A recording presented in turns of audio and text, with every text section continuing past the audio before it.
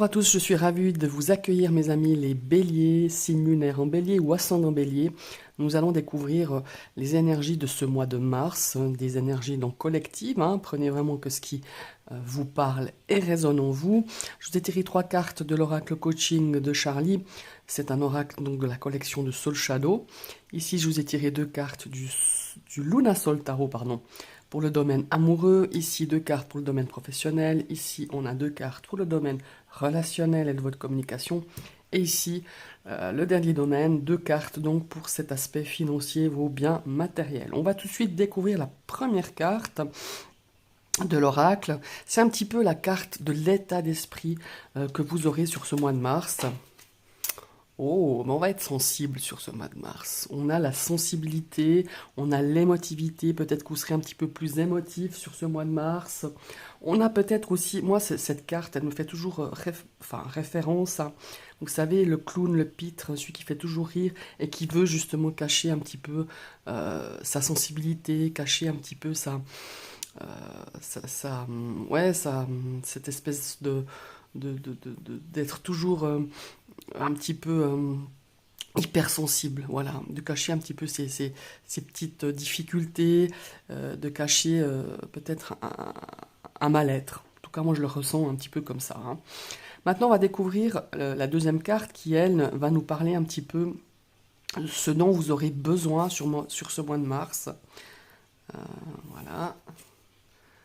Et ben, intéressant. On va devoir apprécier. Alors déjà, outre le fait d'apprécier ce que l'on a, pas toujours voir ce que l'on n'a pas, pour moi, ce qui me vient vraiment à l'esprit ici, c'est déjà de s'apprécier soi-même, de s'estimer. Pour moi, il y a vraiment un travail ici, on aura besoin de ça sur ce mois de mars, peut-être de se faire confiance, de se refaire confiance par rapport à son estime.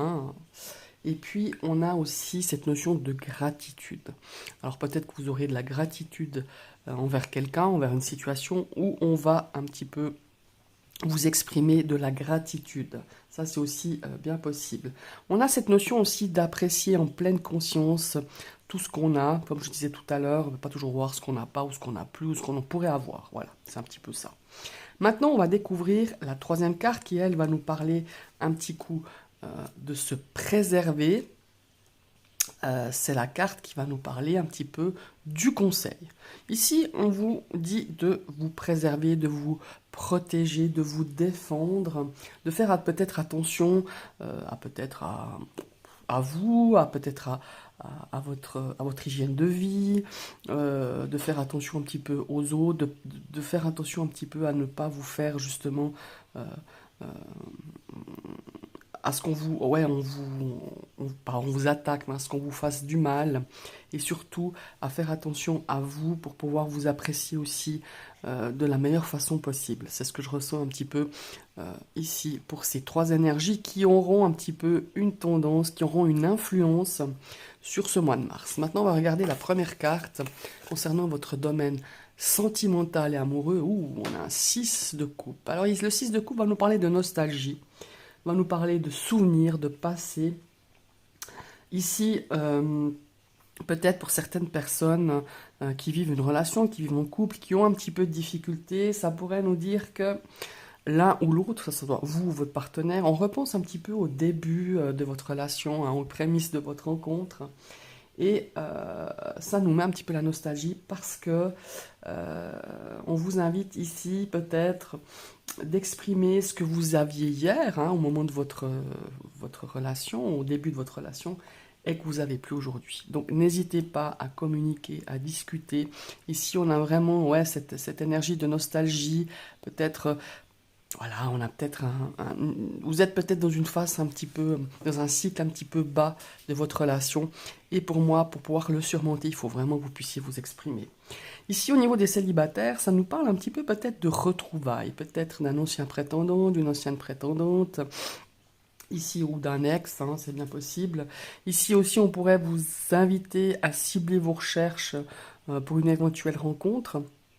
c'est aussi bien possible. Alors, l'ancien prétendant ou pas, c'est pas seulement que pour les célibataires, hein, ça peut être aussi pour les personnes qui sont en couple. Mais pour les célibataires, ici, ça pourrait nous parler justement d'une personne que vous avez peut-être perdu de vue, que vous connaissez déjà, que vous avez peut-être rencontré, et il pourrait y avoir quelque chose entre vous. Ou alors, c'est peut-être aussi, si vous avez envie de rencontrer quelqu'un, pourquoi ne pas faire marcher un petit peu votre réseau d'anciens amis, ou peut-être euh, vous allez rencontrer peut-être des personnes que vous connaissiez par rapport à une ancienne activité, par rapport à une personne, peut-être par rapport à un ancien lieu que vous côtoyez auparavant, peut-être avant la crise sanitaire, ou par rapport à votre passé. Ici, il y a peut-être la potentialité de rencontrer au travers de ces endroits, de ces personnes, de faire une nouvelle rencontre. Maintenant, on va découvrir la deuxième carte. Oh, 3 d'épée, waouh! Ouais, ben ça c'est vraiment la carte qu'on n'avait pas forcément envie d'avoir dans ce domaine relationnel, de ce domaine sentimental, pardon. Bon, bah voilà, on va pas se mentir, hein, le 3 d'épée, c'est une énergie de chagrin, c'est une énergie de coupure, de séparation douloureuse, hein, de peine de cœur. Euh, Ici, on pourrait pas dire pour les célibataires qu'on est encore un petit peu affecté, hein, un petit peu affecté par une ancienne relation peut-être qui était difficile, qui était douloureuse. Et on vous dit justement de vous guérir, en tout cas d'essayer de guérir émotionnellement pour pouvoir justement avancer dans votre recherche, pour pouvoir ouvrir votre cœur de façon la plus sereine euh, à une autre personne. Mais ici, on voit que ça vous touche encore et on se remet cette situation du passé, hein, parce qu'il n'y a que 6 de coupe, voilà. Avec cette situation du passé, on se la remet tous les jours en boucle, hein. On réfléchit à, voilà, à cette douloureuse. Mais pour moi, vraiment, si elles sortent ici, c'est que vraiment, il est temps, il est vraiment temps. On vous invite à faire un travail de guérison, tout simplement. Ici, au niveau du couple, il pourrait y avoir effectivement une rupture, une coupure. Il y a peut-être des choses qui ont été dites, qui ont été faites, justement par rapport à peut-être une trahison, par rapport à une personne du passé. Euh, la confiance, elle est vraiment rompue, hein, quand on a une carte comme ça, malheureusement. Il y a une grande douleur morale. Et puis là aussi, il y a une notion de guérir, de guérison. Il y a une notion peut-être de s'expliquer, peut-être de faire un break, peut-être aussi euh, de pouvoir exprimer un petit peu tout ce qu'on a à dire, mais avant ça, peut-être, de faire un travail de guérison, de comprendre, d'analyser le pourquoi, du comment, avant de prendre toute décision ou toute action par rapport à votre relation, par rapport à votre couple. Voilà. C'est quand même, voilà. Je ne veux pas vous dire raconter des trucs. Après, c'est une énergie quand même assez lourde, assez douloureuse. Comme je vous disais, ça parle de rupture.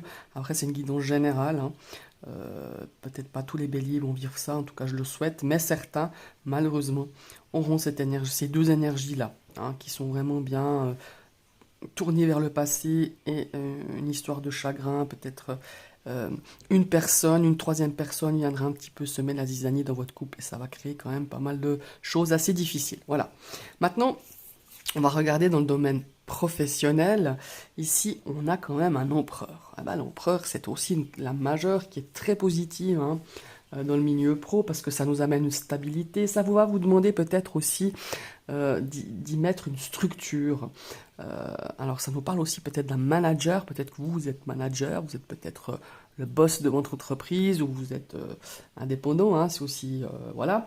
Ici, vos talents sont reconnus. Si vous êtes dans un emploi, peut-être que on va peut-être vous donner une promotion, on va vous confier un nouveau projet quand même assez conséquent, de grande envergure en tout cas, et vos talents seront reconnus, vos compétences seront récompensées. Voilà.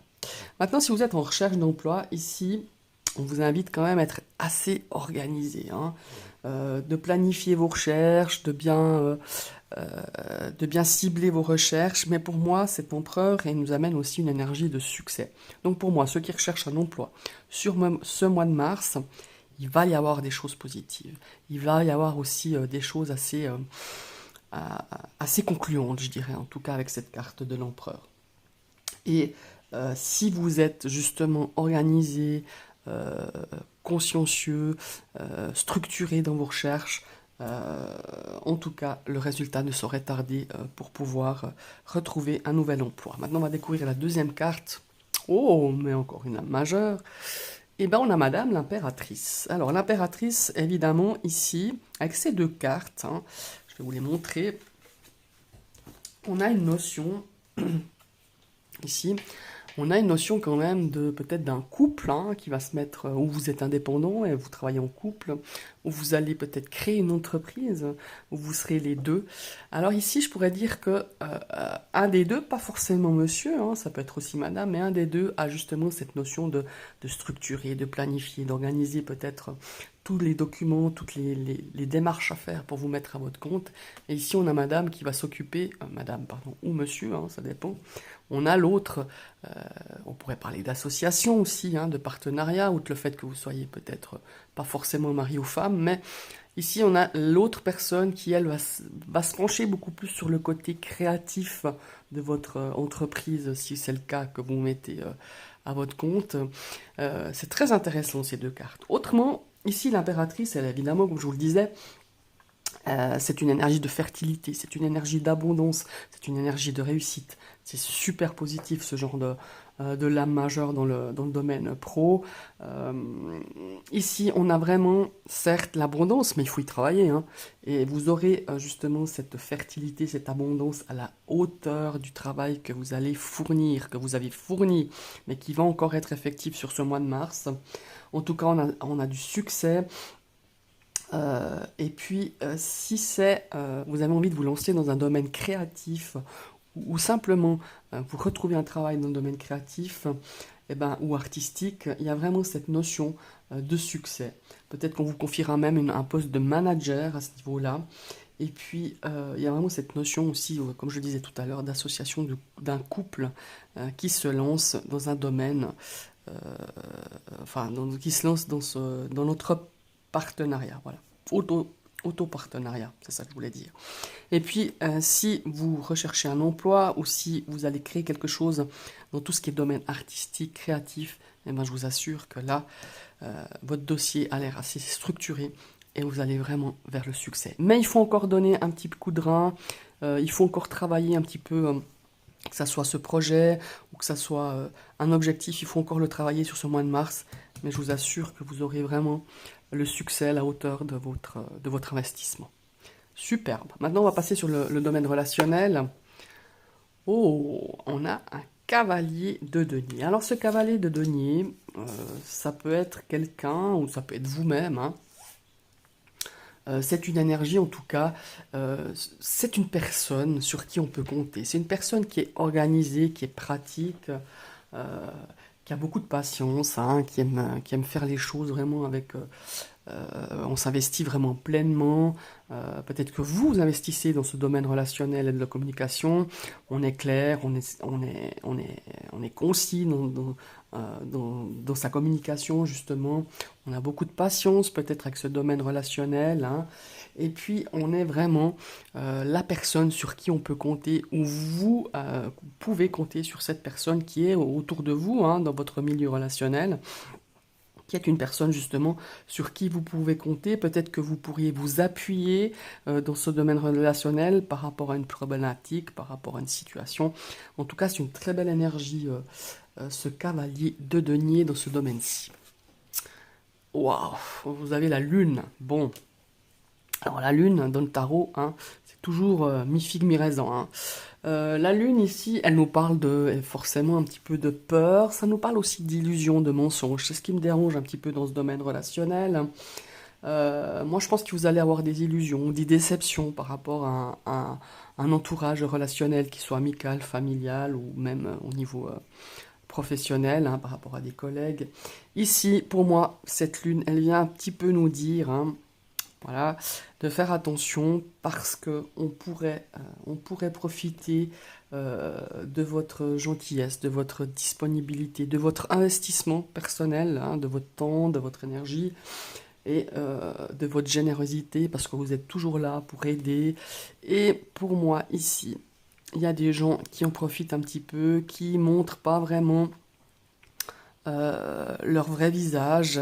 Donc pour moi, la lune, elle vient un petit peu, voilà, un petit peu un warning en disant attention, attention, ne te donne pas comme ça à tout le monde.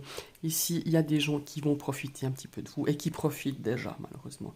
Donc moi, le but, c'est pas de vous dire soyez méfiants avec tout le monde, faut pas venir parano, mais je pense qu'il y a certaines personnes qui profitent un peu trop et depuis longtemps de votre générosité, de de votre, euh, de votre temps, de votre énergie, de votre investissement par rapport à eux, peut-être de votre soutien aussi, qui viennent vers vous seulement quand ils ont besoin. Hein, vous voyez, ça, ce genre de personnes, je crois qu'on en a tous un petit peu autour de nous. Et ben voilà, c'est un petit peu ces énergies-là que je ressens au niveau de ce domaine relationnel et de votre communication. Et ici, en fait, peut-être que c'est lié aussi, cette notion de sensibilité, d'apprécier. Vous êtes peut-être apprécié par des gens justement qui profitent seulement quand ils en ont besoin. Et ici, ça nous parle de se préserver, de se protéger de ces gens-là, justement, hein, de ces énergies, justement, énergivores, je dirais. Donc voilà, ça pourrait un petit peu résonner aussi avec ce domaine, mais aussi avec le domaine sentimental, hein, je trouve en tout cas. Maintenant, on va regarder dans le domaine financier, des biens matériels. Ouh, on a un cavalier de d'épée. Alors ici, on dirait que vous êtes vraiment en ébullition par rapport à ce domaine financier. On a plein d'idées, on a peut-être plein de projets dans la tête. En tout cas, ici, quand cette carte elle sort, c'est que mentalement, vous êtes en train de... Ça tourne sans cesse, mais ça nous parle aussi de réflexion, hein. On a peut-être envie de mettre sur pied ou de mettre en place plein d'outils pour justement euh, pour attirer un petit peu l'abondance dans ce milieu financier et matériel. Bah ça c'est une bonne chose, hein, c'est super, hein, parce que voilà, et vous avez plein d'idées, il y a plein de choses qui pourraient tout à fait être réalisables, mais par contre, c'est un valet.